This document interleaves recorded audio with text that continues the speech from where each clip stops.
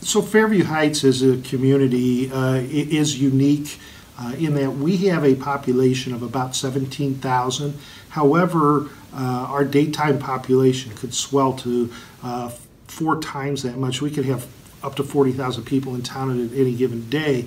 We're a large retail hub, which means that a lot of our calls and crimes for service, I believe it's about 8 out of 10, are generated in our area where there is businesses. It's our business district that generates most of those sorts of things. So for a population community of about 17,000, we have 44 officers. Now, if you just did it on a per 1,000 basis, which some places look at, that would seem like too many, but that's not the case with Fairview Heights because we're so unique in the makeup of our community. And that's not really the best way to tell the right size of a police agency.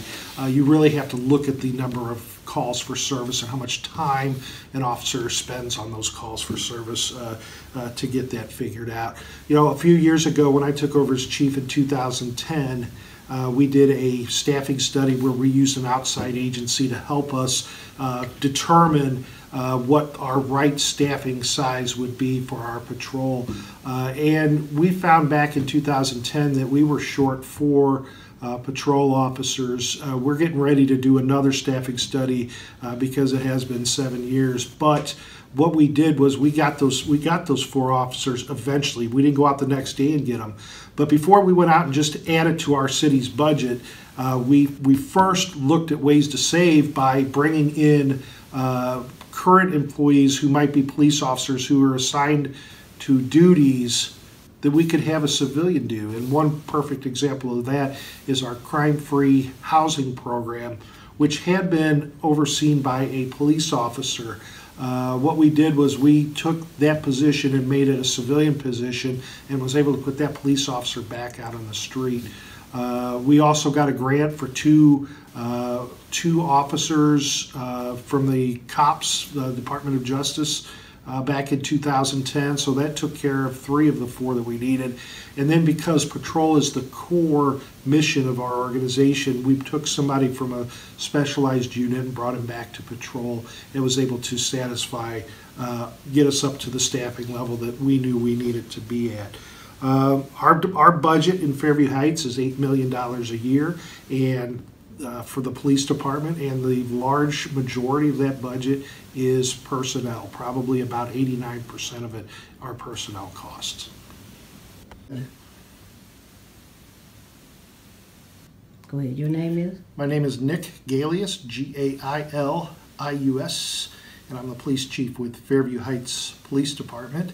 I'm here talking today about how staffing is established for police agencies and how to go about establishing a good staffing plan for your patrol forces. One of the things that we believe in Fairview Heights is that a high visibility of a police officer is important for our residents and the people who visit our community to feel safe. And it's not just a matter of them driving around. They need to be seeing the police officers active, actually contacting citizens, both in an enforcement situation and in a non-enforcement situation where they just go up and say hello and get to know people. Those sorts of interactions are really important. So we really rate having a high visibility a big part of our policing philosophy. Our officers are encouraged to make those contacts with the citizens throughout their workday. If our officers were only able to run from one call to the next, they'd never have that opportunity to make those interactions, and there wouldn't be any opportunity to have an effect on crime because they'd be tied up all of the time dealing with one call or the next, and there's no chance for them to get out and try to do anything that would prevent crime, and that's really important.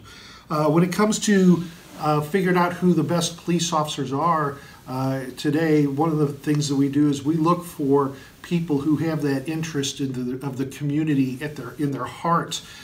We start with a testing consortium with a number of other agencies in the area to come up with a list of candidates to look at further.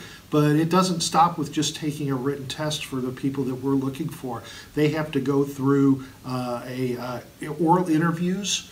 They have to have a background investigation, a polygraph test, and a psychological exam to make sure that they're suitable to be a police officer. And then it doesn't stop there. They are employed for 18 months in probationary period where we determine if they are suitable to be a police officer. And part of that 18 months includes at least 12 weeks riding with a veteran officer to make sure that they're going to be able to do the job, and they're going to do the job the right way, the way we want it done in Fairview Heights, which is all about making sure our values are reinforced. And that is to respect all human life, to protect the Constitution of the United States and the state of Illinois, to treat others with respect and professionally and with dignity, even when you're not faced with that from them, and to also be as safe as you can be when you're out there working with your fellow police officers and in the community. Finally, one of the things I wanted to say has to do with the bigger look at what crime does. Crime affects us all, whether we are the victim of that crime or not, because crime affects the economy of your region. The higher your crime rate, the less likely a business will be to come into your area and establish, which means fewer jobs in the community, which means less money in the community to pay for police services or any other services.